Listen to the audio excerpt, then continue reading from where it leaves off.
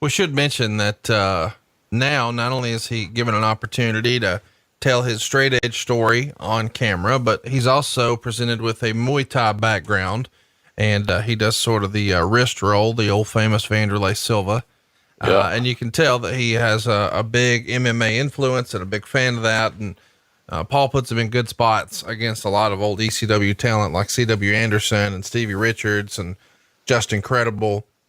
But he gets really his big break, probably teaming with D-Generation X and the Hardy Boys in a Survivor Series match. And, knowing what we know now about, the rumor and innuendo that maybe Triple H wasn't the biggest CM Punk fan, that's an interesting pairing.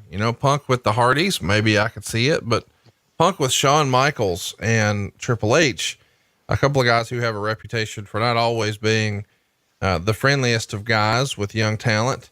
And I think at different times they've both been rather vocal about their opinions backstage. Chat me up. What'd you think of this pairing? And did you have a specific conversation with either Shawn Michaels or Triple H about CM Punk?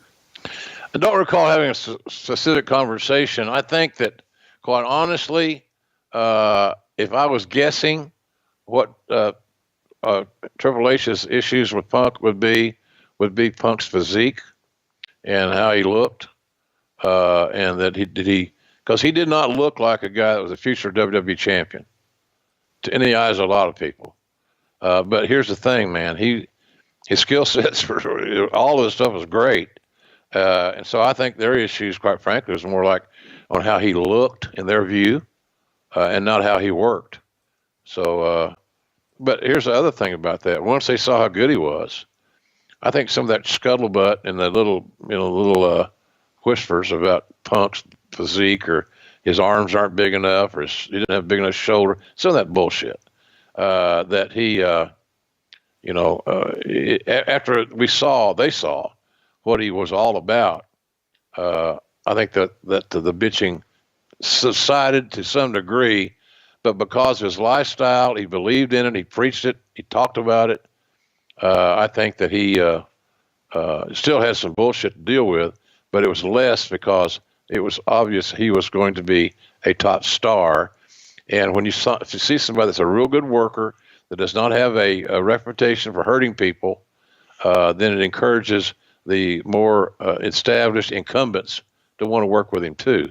And I kind of think that's where that thing went, and which is we'll talk about it here in a second, but that's kind of like where the Undertaker came in.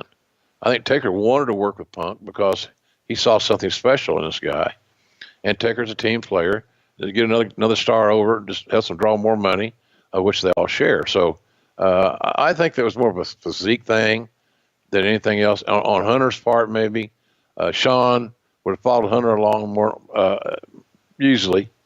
So, but I think that's what it was, just a physique thing, and kind of weak. It's kind of weak reason not to like somebody if that is the case. The